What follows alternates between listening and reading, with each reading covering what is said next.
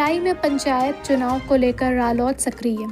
लखीमपुर खीरी 14 अक्टूबर आगामी त्रिस्तरीय पंचायत चुनाव को लेकर राष्ट्रीय लोकदल ने तराई क्षेत्र में तैयारियां तेज कर दी हैं। लखीमपुर खीरी में हुई प्रदेश स्तरीय रणनीति बैठक में पंचायत चुनाव संयोजक डॉक्टर कुलदीप उज्ज्वल ने कहा कि ये चुनाव लोकतंत्र की जड़ों को मजबूत करने का अवसर है। बैठक की अध्यक्षता चांद मियां, पीके पाठक और शिव प्रसाद द्विवेदी ने की। बैठक में निर्णय लिया गया कि रालोद गांव-गांव तक पहुंच बनाकर बूथ स्तर पर संगठन को मजबूत करेगा और निष्पक्ष कर्मठ उम्मीदवारों को मैदान में उतारेगा। क्या है और क्या आज तय किया गया है बैठक?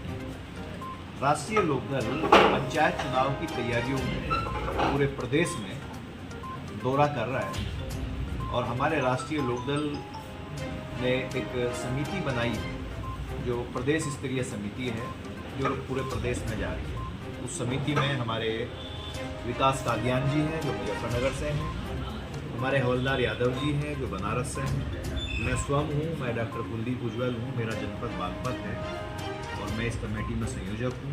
हमारे मोहम्मद जैद साहब हैं जो बिजनौर से हैं। तो ये हमारी पूरी कमेटी वो जो हमने क्षेत्र वाइज पूरे प्रदेश को बांटा है, एक क्षेत्र में लगभग 2 मंडल आते हैं, तो क्षेत्र वाइज हम लोग जा रहे हैं और ये आज हमारी 6ठी बैठक है जो ये तराई क्षेत्र की बैठक है। हमारा उद्देश्य राष्ट्रीय लोकदल को मजबूत करना है।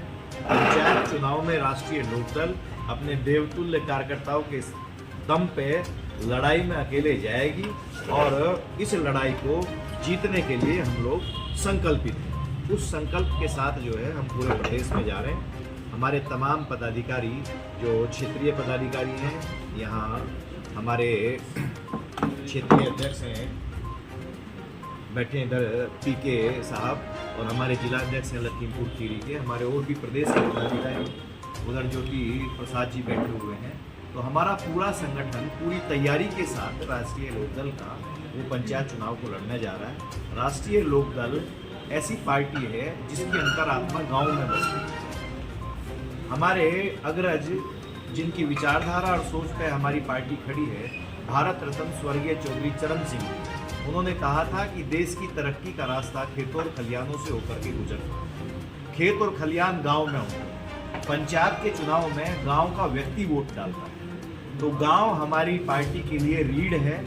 उस रीढ़ को मजबूत करने के लिए स्वर्गीय चौधरी अजीत सिंह जी ने जो केंद्रीय मंत्री रहे हैं, बड़ा काम किया था।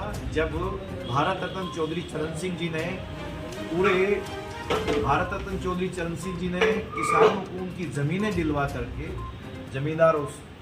जमींदारी उन्मूलन कानून के बाद किसानों को मालिकाना हक दिलवाने के बाद ज़मीनें दिलवाई और उन ज़मीनों पे जो गन्ने की खेती हुई, उस गन्ने की खेती की कदर करने का काम अगर देश में किसने किया है तो स्वर्गीय चौधरी अजीत सिंह जी ने किया है।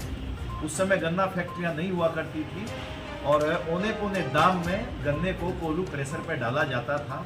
अपने कार्यकाल में 45 से अधिक चीनी मिलों को लाइसेंस दे करके चौधरी अजीत सिंह ने किसान की मदद की थी, गन्ना किसान को आगे बढ़ाया था। वही सोच आज माननीय चौधरी जयंत सिंह जी की है जो भारत सरकार में कौशल विकास के मंत्री हैं।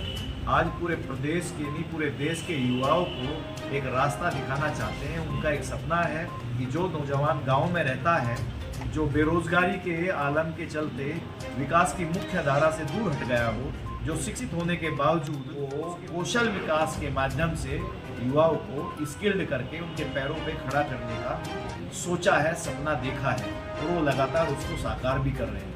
आज कौशल विकास विभाग पूरे देश में विशेष रूप से ग्रामीण अंचल में जा करके नौजवानों को स्किल्ड करने का प्रयास कर रहा है ताकि लघु एवं कुटीर उद्योगों का विकास हो सके। स्वर्गीय चौधरी चरण सिंह जी ने भी यही बात कही थी कि जब तक कुटीर उद्योग खड़े नहीं होंगे तो तब तक जो है गांव के जो नौजवान हैं, जो कस्बों के नौजवान हैं, उनका भला नहीं हो सकता। आज उसी सपने को लेकर के जयंत चौधरी जी आगे बढ़ रहे हैं और उनकी इन विचारधाराओं को लेकर के हम जा रहे हैं, क्योंकि पंचायत के चुनाव में गांव के लोगों की वोट डलेगी और गांव का व्यक्ति जो है वो राष्ट्रीय लोकदल के साथ जुड़ा हुआ है, उसकी अंतरात्मा राष्ट्रीय लोकदल में बसती है। तो निश्चित रूप से हम लोग पंचायत का चुनाव दमदारी के साथ जीतेंगे।